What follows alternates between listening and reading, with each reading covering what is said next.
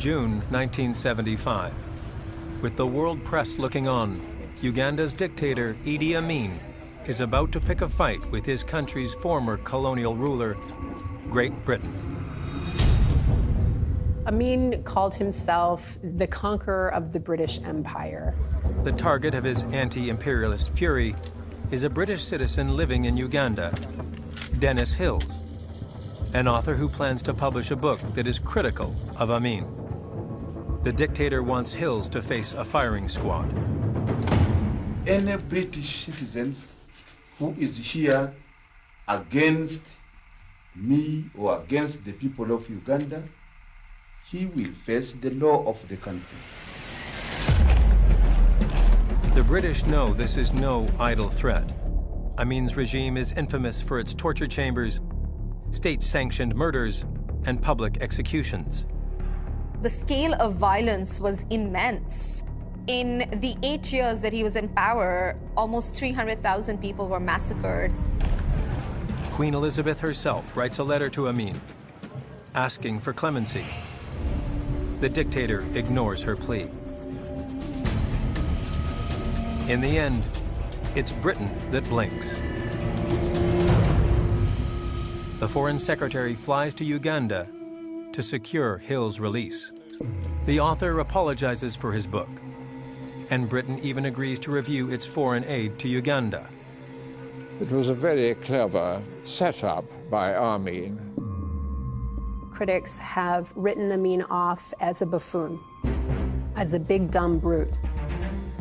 But in actual fact, Amin was far more strategic, calculating, cunning, clever than anyone would have ever imagined.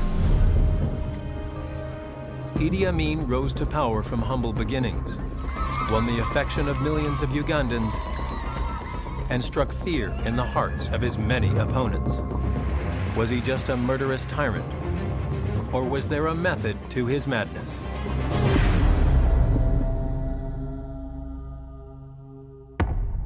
Dictatorships have had an incredible impact in the past century.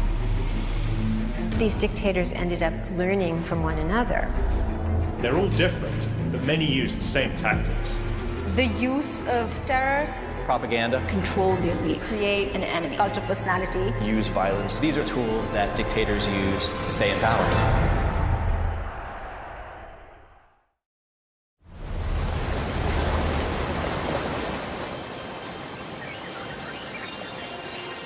Uganda, 1952.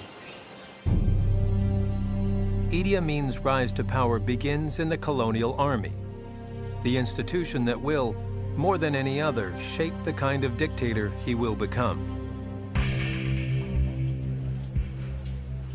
The 24-year-old is an ambitious young corporal in the King's African Rifles, the British Empire's elite military force in East Africa. Individuals like Amin were recruited into the King's African Rifles to help the British maintain order. They were essentially the muscle behind the colonial establishment.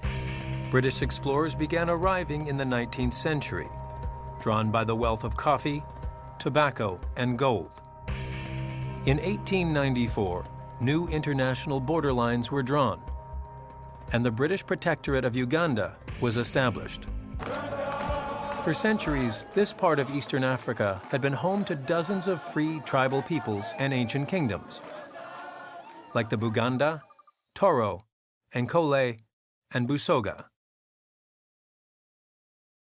Now, the British have full control of the country, occupy its best lands with white settlers, and exploit its natural resources. Colonial rule, caused hardships. Because colonial rule destroyed our kingdoms, destroyed our rulers. If colonial rule had not come, we would be somewhere. We would be better off. Under the British-controlled government, Africans like Idi Amin are condemned to a life with almost no political or economic agency. The colonial powers thought that Africans were inferior to all white people. They were seen as being particularly primitive, unable to look after themselves or rule themselves. Amin very much grew up within that system.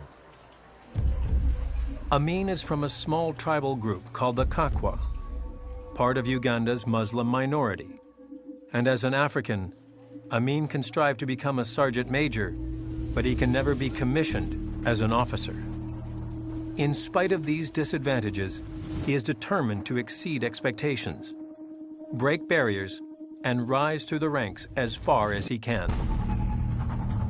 Amin was always thinking about ways that he could get ahead. Idi Amin, when I joined the battalion, was a very junior soldier then, and although he was illiterate, virtually no education at all, he made a mark for himself extremely quickly. Amin was strong, athletic, he had good skills on the rifle range. He was known to be ruthless, which good soldiers are. You've got to be. People who knew him as a child said that he was very violent, and in fact, he would get into these punching matches with other children. And one of his former childhood friends said that there were times that if they had not intervened to break up the fight, Amin would have killed the other child. But it's in the colonial army that Amin learns to harness violence and use it to advance his own interests.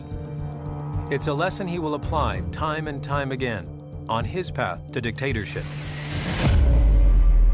Violence is extremely important to almost any dictator because it can be used as an opportunity to not only consolidate their hold over power, to also get rid of opposing forces, to get rid of external threats.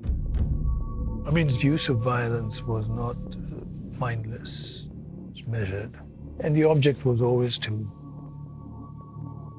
keep the hold on power.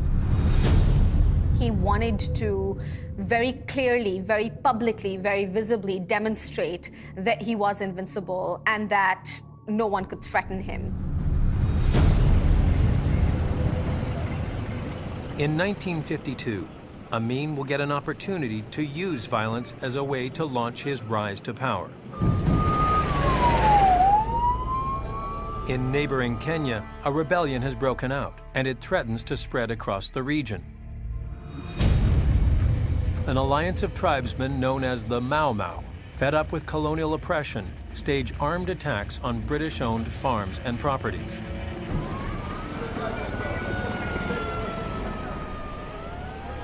As dozens of white settlers are killed, terror grips the colonial population throughout East Africa. The British were up in arms because, for the first time, they were being targeted. The colonial authorities aim to stop the uprising by any means necessary. The British stamped it out with a great deal of force and violence.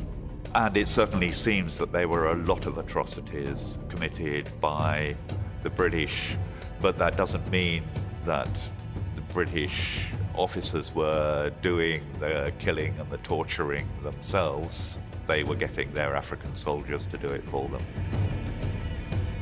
They picked their best soldiers to lead the fight.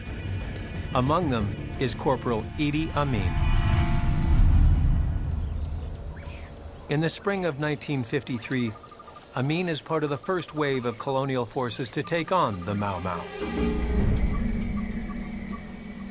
His skill as a warrior will be put to the test on a nighttime patrol, deep in the Kenyan rainforest. My memory is that Idi Amin was actually leading that patrol at the time. We were ambushed by a Mau Mau gang, and he was very nearly decapitated. Idi reacted extremely quickly. Then the rest of the Mau Mau gang, they started to attack us as well, and we only had a very quick engagement. The skirmish is as lethal as it is quick. Several Mau Mau are killed, and the rest flee. Amin was involved in extremely harsh types of violence against the Mau Mau. But of course, this is something that pleased the British. Throughout the 1950s, as the Mau Mau guerrilla war rages on, Amin sees regular combat, developing a reputation for ferocity that pleases his commanding officers. So there's a certain level of cruelty that he learned in the colonial laboratory. And the fact that he was promoted at every level meant that this cruelty was seen as functional. For the future dictator, the message is clear. Violence is how you solve problems. Violence is how you get ahead. By 1960, the Mau Mau uprising is all but crushed. More than 10,000 rebels have been killed, and thousands more incarcerated and tortured in detention camps.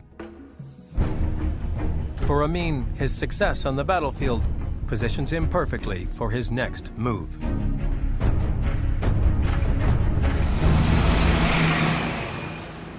But there's an obstacle.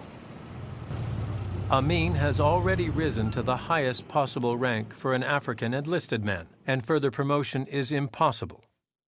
The Colonial Officer Corps is whites only. But on February 3, 1960, Amin's prospects change overnight. British Prime Minister Harold Macmillan announces a decision that will remake the continent. Britain will grant independence to all its African colonies.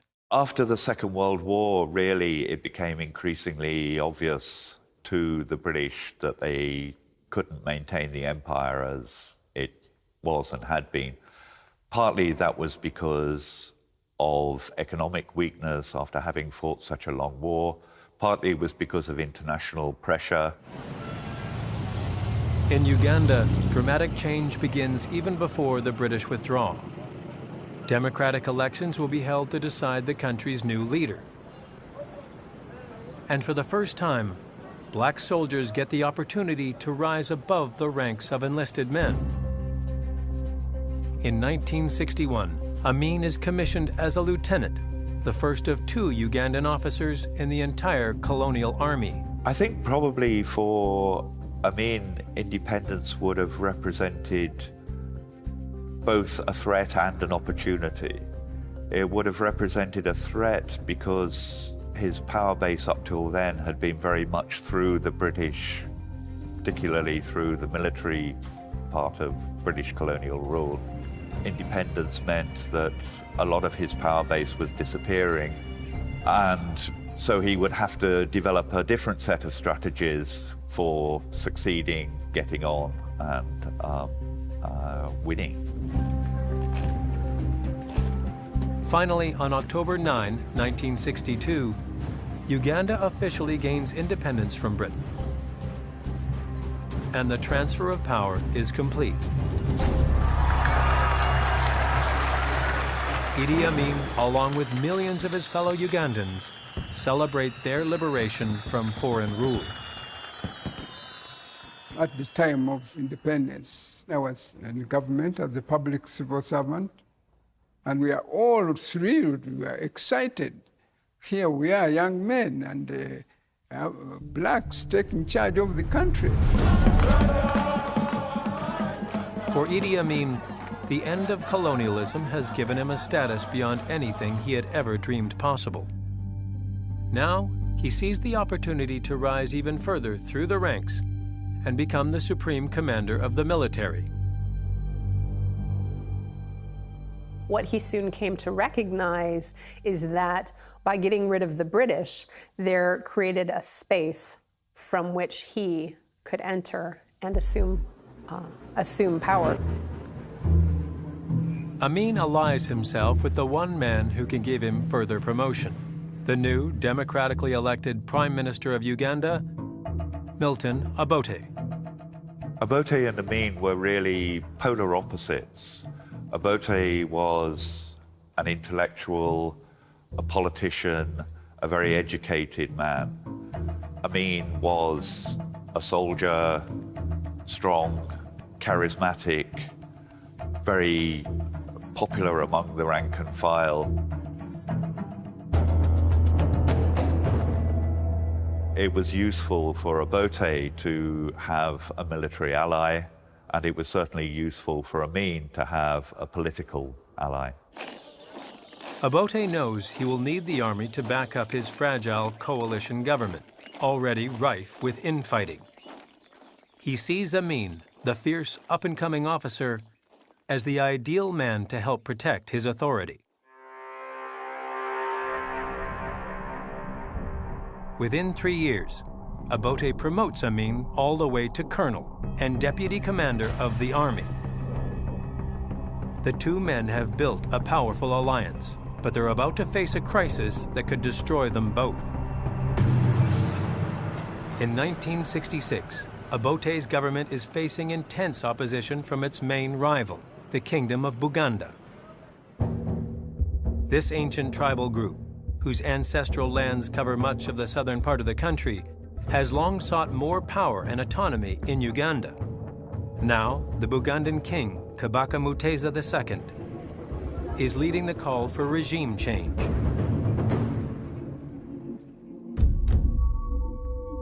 The Ugandans claim they have uncovered a criminal conspiracy implicating Obote and the man they see as his lackey, Idi Amin. The Ugandans are right. For more than a year, Amin has been abusing his senior position in the army. With Obote's support, he has built a huge smuggling network, supplying arms to rebels and mercenaries in the jungles of Congo. In exchange for guns, Amin has funneled large sums of cash, gold, ivory, and coffee into Uganda, making him and the Prime Minister very rich men. Amin had actually profited significantly from these deals. The $30,000 had miraculously appeared into his own bank account. For the Ugandans, the illegal arms deal is proof that Obote and Amin must go.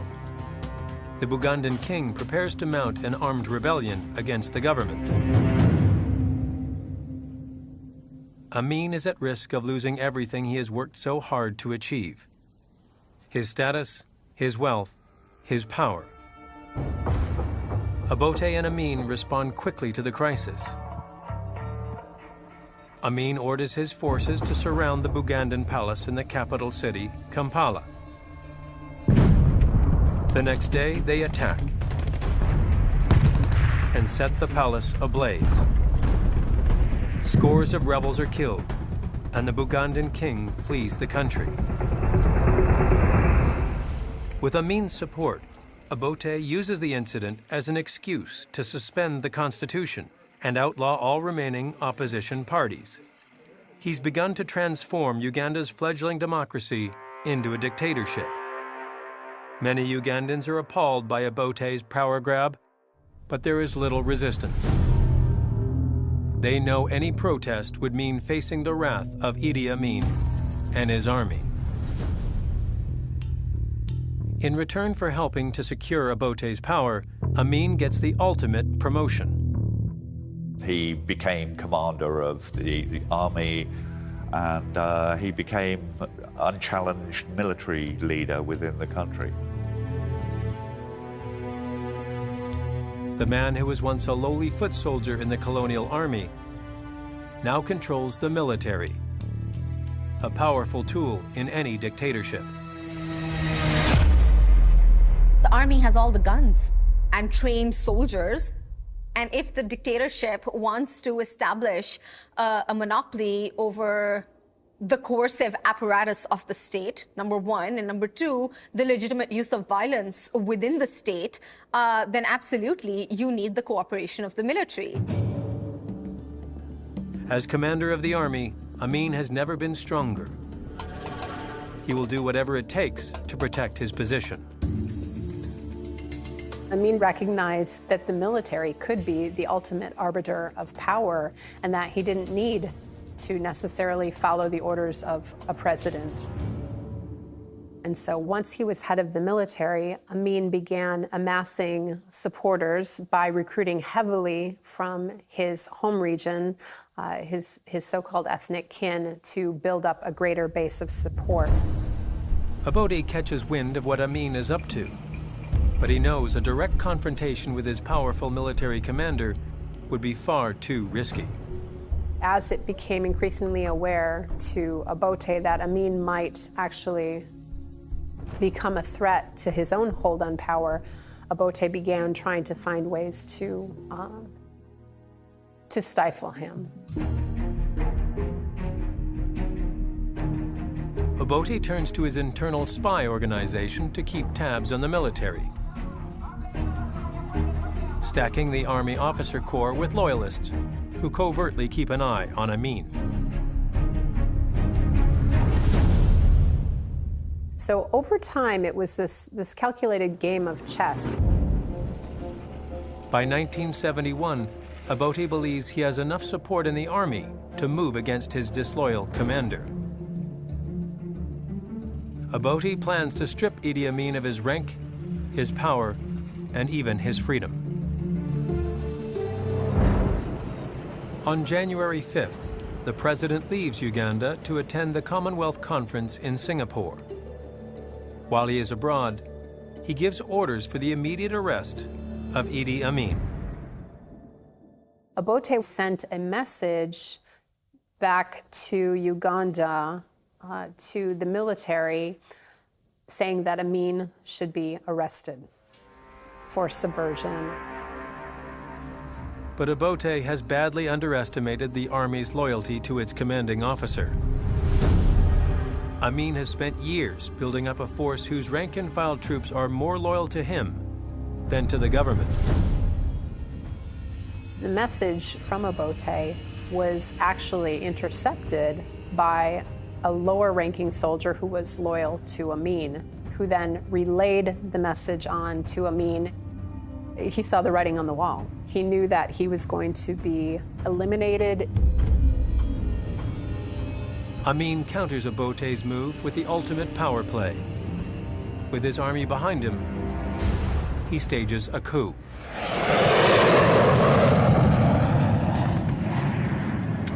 Amin orders his troops to fan out across the Ugandan capital.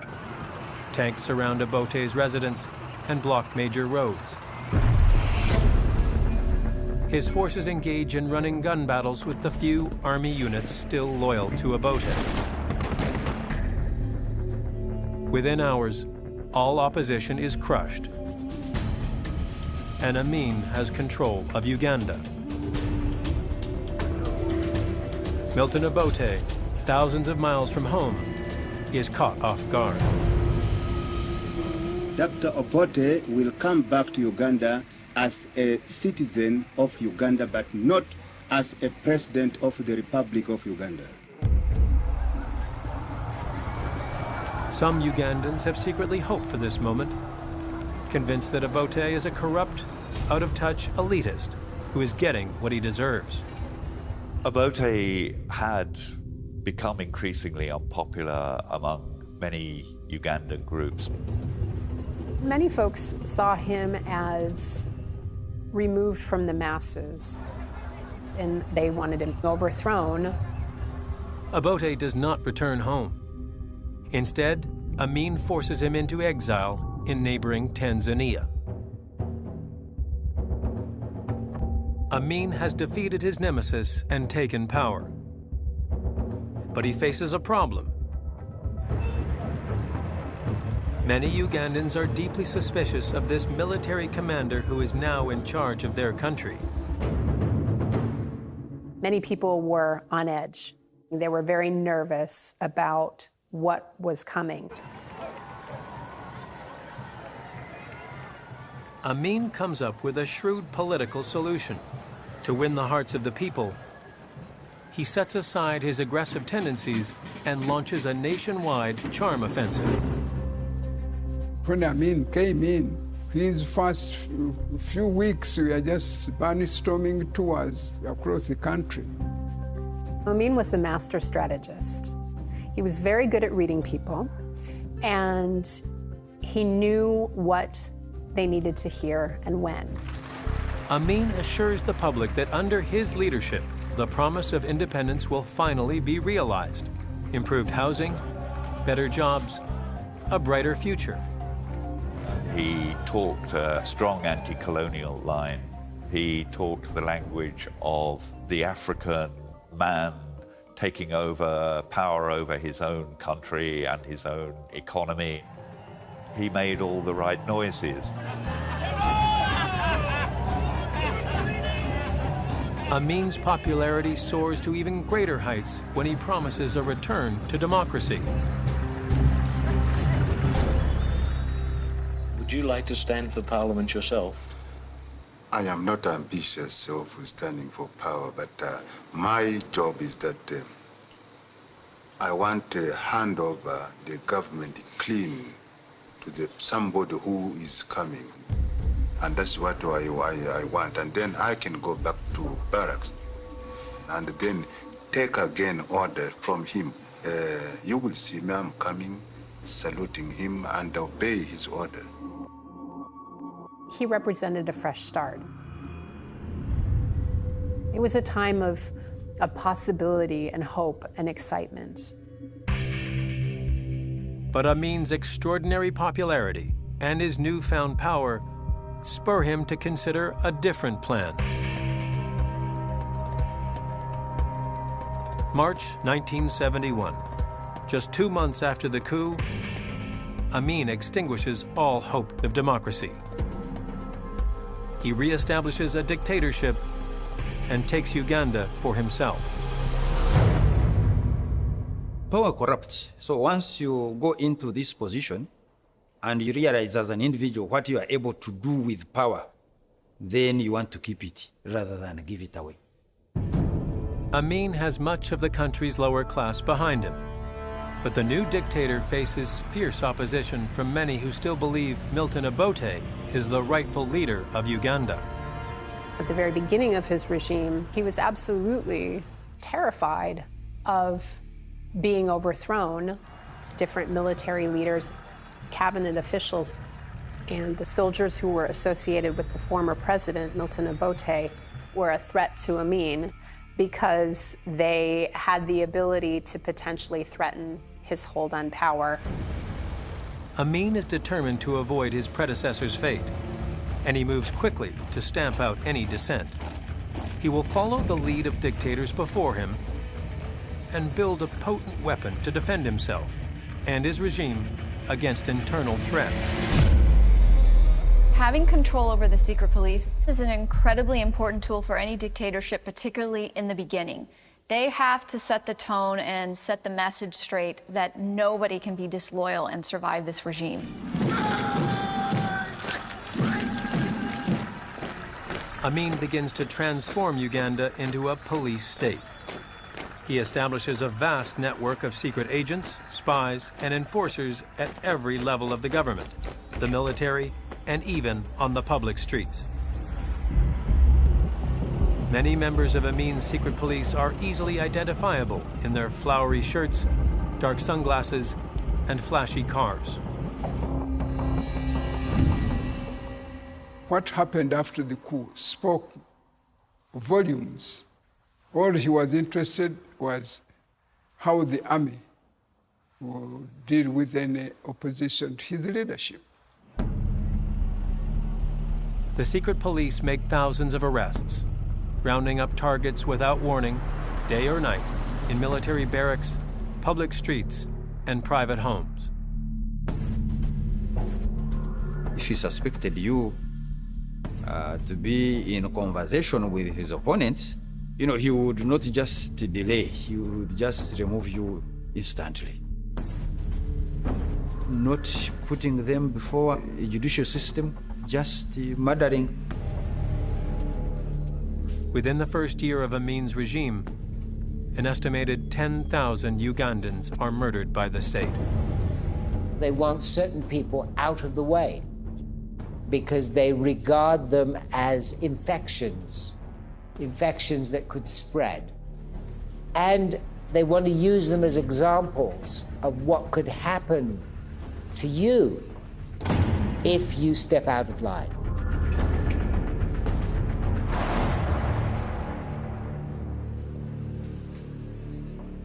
But it's behind the locked doors of his secret police prisons that Amin shows the full extent of his cruelty. His torture chambers become legendary. Among other atrocities, prisoners are immersed in boiling water, forced to beat each other with hammers, and made to eat bags of salt until they nearly die from dehydration. Many dictatorships resort to using torture because it ensures compliance. It actually also serves a purpose of psychologically affecting the victim quite extensively, that they won't ever again attempt to challenge the regime. The consolidation of power is brutal. This government is born in an orgy of blood. Because it's purging of all elements which he thinks could challenge his hold on power.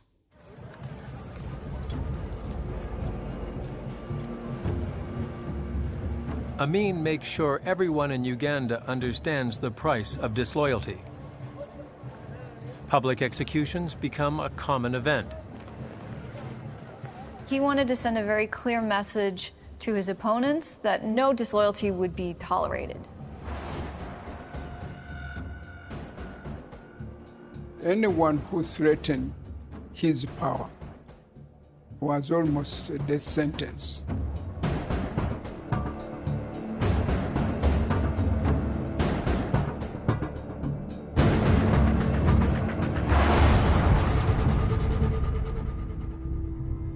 Ordinary people in dictatorships want to rebel, want to bring the regime down, but they are facing a gun, a loaded gun, and they will be killed. Many of them will be killed if they rebel.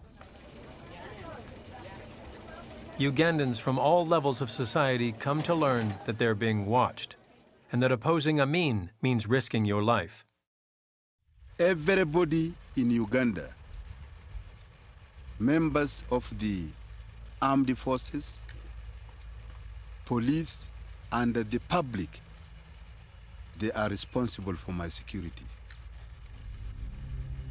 And immediately they hear anybody making subversive activities or try to plan anything against me, they report that person straight to the police. This is what I am happy because it seems that they love me, and that's why they are doing this, which I'm very happy, and I thank them very much. Throughout his rule, Amin's murders never stop. The killings cut across all sections of the population: the army, farmers, students, clerks, even religious figures.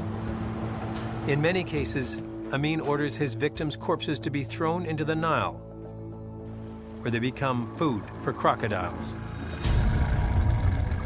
My own house in Jinja, I had a farm on the other side, and I would see dead bodies floating across the river. Many people died during Amin's time. In the 8 years that he was in power, almost 300,000 people were massacred. In fact, that number, according to Amnesty International, is cited to be as high as 500,000 people. Amin's violence will remain the central pillar of his dictatorship. But he knows he cannot rule through fear alone. Dictators are very careful. You know, we talk about indiscriminate acts of violence as a strategy that are used by dictators, but there is a tipping point. Dictators do not want to kill everyone. You don't want to create so much state repression, so much violence, that you actually end up instigating a rebellion from within or a revolution from within. For his next move, Amin will offer the carrot, not the stick.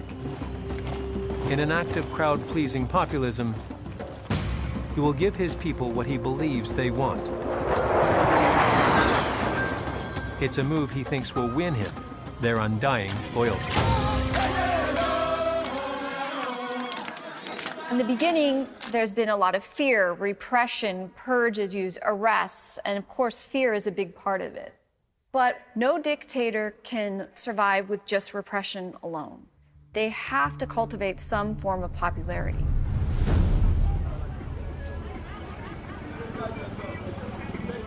Amin wants to demonstrate that he can give the people a better, more prosperous life, especially among his base, the millions of lower-class Ugandans who have been stuck in a cycle of poverty since colonial times. People have a need for stability. They need to feel like they're taken care of. And that's something that dictatorships provide. They want to ensure that the masses feel that there's a need for this dictatorship. When Uganda became independent in 1962,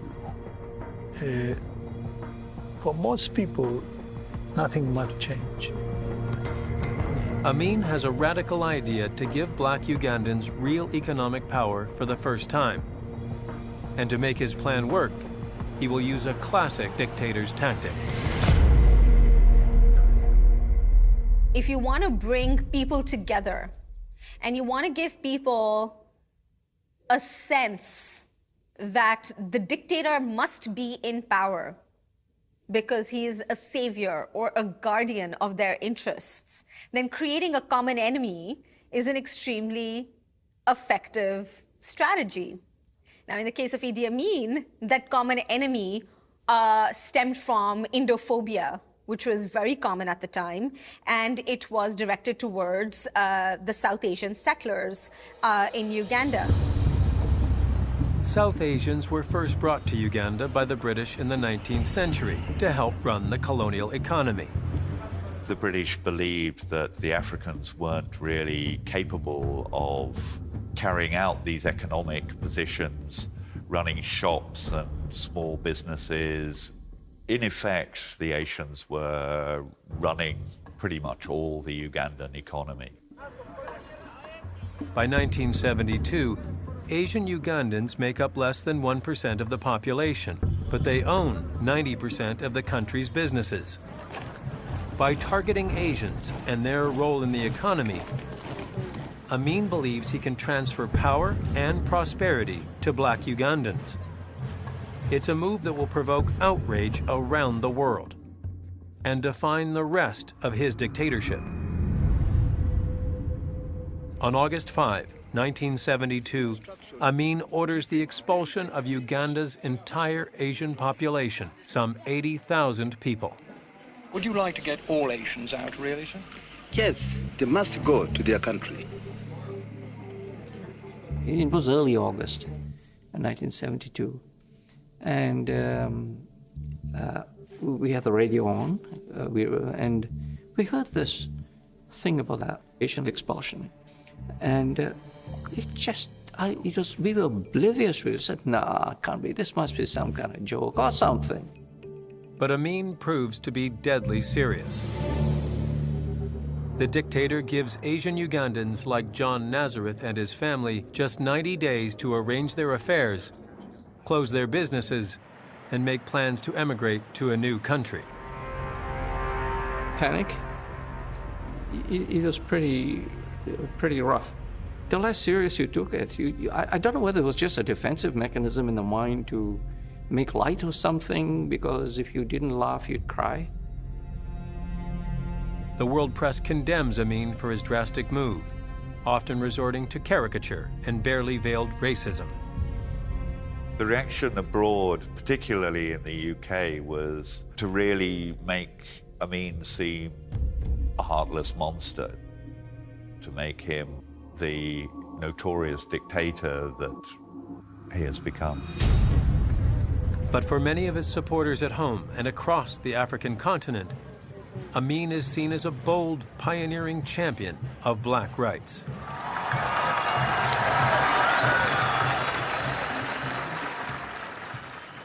In the end, more than 50,000 Ugandans of Asian origin are thrown out of their own country. Amin expropriates the Asian-owned businesses. He siphons much of the revenues to his government and shares the properties among his supporters. Amin was the source of a future for so many people. Uganda had suddenly become a land of opportunity for its black population. He tapped into something big. I mean, this was almost like a social revolution, except it had been carried out from above. The Asian expulsion remakes Uganda's economy, but in ways Amin had never intended. The impact on the economy was disastrous. It was a big disaster because the Africans who took over these businesses had no experience at all in the management of these properties. Commercial supply chains, for decades controlled by Asian business owners, suddenly break down. Manufacturers can't get parts and raw materials. Unemployment soars. Store shelves are bare, and basic household goods like matches and sugar are unavailable.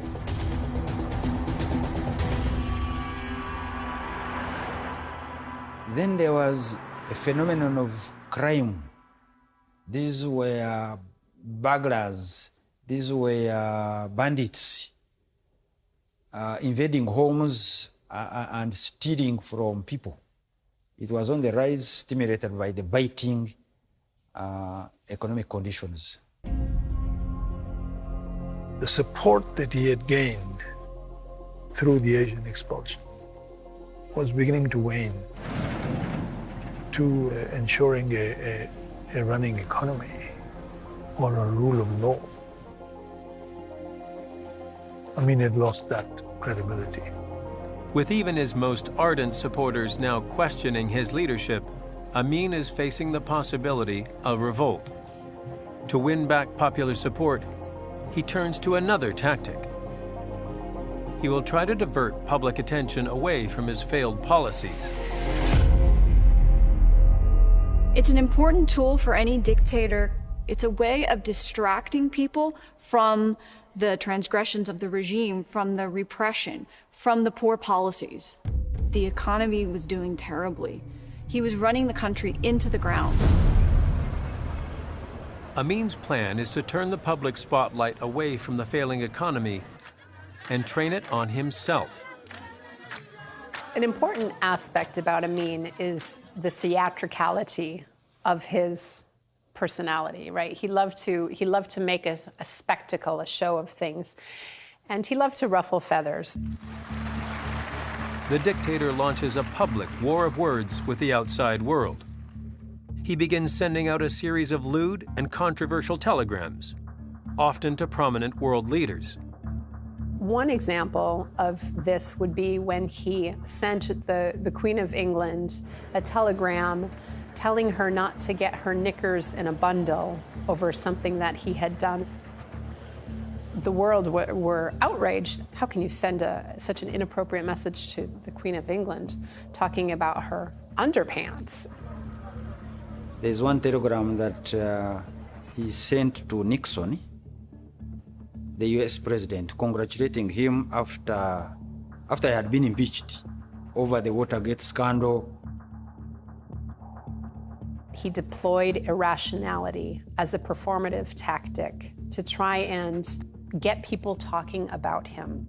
He loved a good show, he loved a good performance, and so by engaging in these sometimes over-the-top, outrageous behaviors, by sending these missives to various heads of state saying various inappropriate things, he was able to get people's eyes focused on him.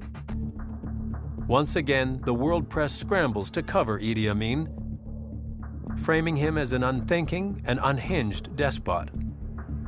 These newspapers said, look, this man is crazy. He is a buffoon. Actually, they used the word buffoon.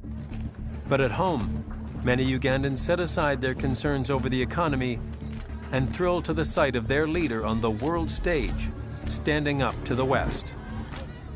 So when he projected himself as a critique of colonialism, as a protester against white domination, he received very high marks. Part of the reason why many people have not taken Amin seriously is because of his antics. But I think we need to take these telegrams and these missives very seriously because they tell us a lot about the inner calculus of the political machine that was, Amin. Amin manages to keep a tenuous hold on popular support. But by 1978, Uganda's economy is weaker than ever, and the dictator is facing an urgent problem. With his government nearly bankrupt, Amin's once loyal army is underfunded and increasingly out of control. Amin created a hyper-militarized state. What he did is, over time, he created multiple different organizations that were responsible for various aspects of security in the country. As these groups were able to amass increasing amounts of power, they were not necessarily loyal to him anymore. And so eventually the militarism which had brought him power was what ultimately undid him. In neighboring Tanzania, Milton Obote, now in his 8th year of exile, is watching closely. He rallies thousands of Ugandan rebels to join forces with the Tanzanian army and waits for the right moment to strike. Increasing numbers of exiles were organizing in Tanzania, and they were getting more and more international support. So he was very much under threat. Amid the crisis, Amin sees an opportunity, a way to shore up his crumbling regime and preempt Tanzania's imminent attack. He'll employ a risky tactic, one that's been used by other dictators.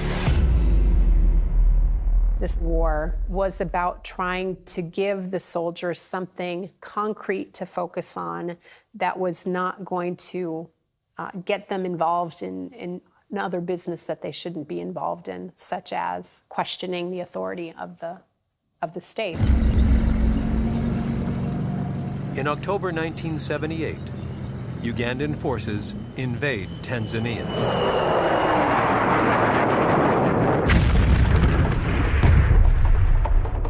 Amin's army, whose troops he can no longer afford to pay, loot and plunder their way across nearly 700 square miles of Tanzanian territory.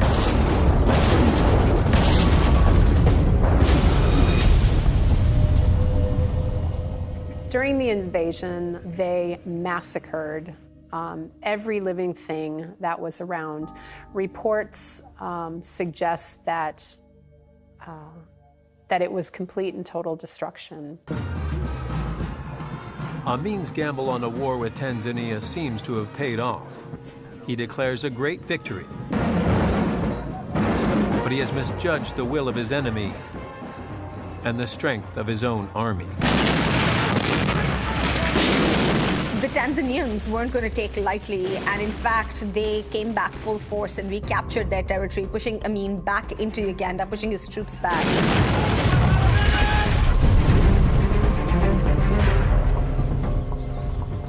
And so instead of fighting back, Amin's troops were very dilapidated by the end, a disorganized mess. And so it was very easy for the Tanzanian army, who at this point were very highly organized, to chase after Amin and his soldiers. With his troops in full retreat, Amin barricades himself in his presidential residence in Kampala. On April 10, 1979, Tanzanian forces enter the Ugandan capital. Amin's war has proved to be a fatal mistake.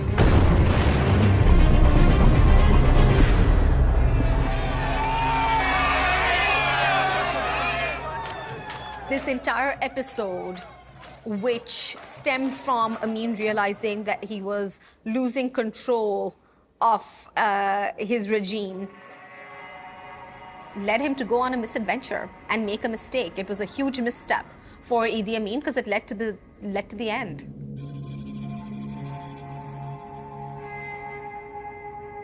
Through a combination of populist charm and brutal violence, backed up by a vast police state, Idi Amin managed to rule Uganda and confound the whole world for 8 years. Now, it's all over.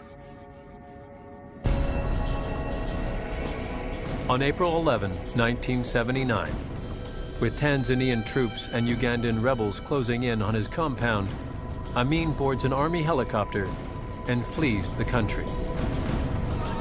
Millions of Ugandans, finally free of Amin's brutal rule, rejoice in the streets. But they must also reckon with what the dictator has left behind: a devastated economy and the slaughter of hundreds of thousands of their fellow citizens. There are people who lost parents as a result of Idi Amin and have never recovered. I lost my brother. I lost my sons. I lost my close relatives. As Milton Obote returns to Uganda to reclaim his old dictatorship, Amin flees to the Middle East. There, he leverages his Muslim heritage to find refuge. Ultimately, he is given a safe and comfortable haven in Saudi Arabia. Once Amin got to Saudi Arabia, he had a very nice lifestyle. The Saudi government put him up in a very beautiful house. He was able to marry at least 2 additional women. And so, by all accounts, it would appear that Amin ended his days without ever having to pay for the violence and devastation that he brought to Uganda. Amin lived a long life and never answered for his crimes, dying peacefully of kidney failure in 2003. But ever since his downfall in 1979, the culture of violence and militarism that he created in Uganda has continued.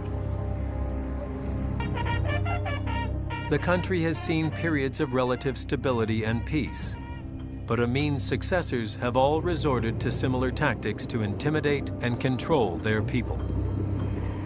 Every leader since Amin has relied upon military force to maintain power and to stifle dissent, largely because they have learned through Amin that violence is effective, violence works. The violence that was inculcated and supported by Amin's militarism is something that lives on as one of his most enduring legacies.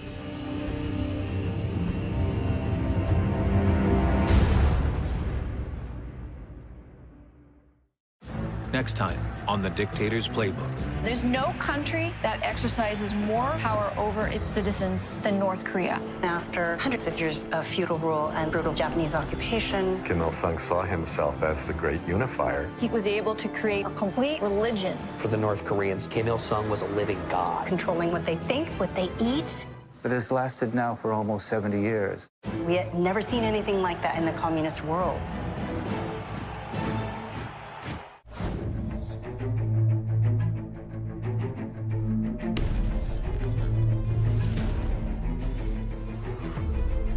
To order The Dictator's Playbook on DVD, visit shoppbs.org or call 1-800-PLAY-PBS.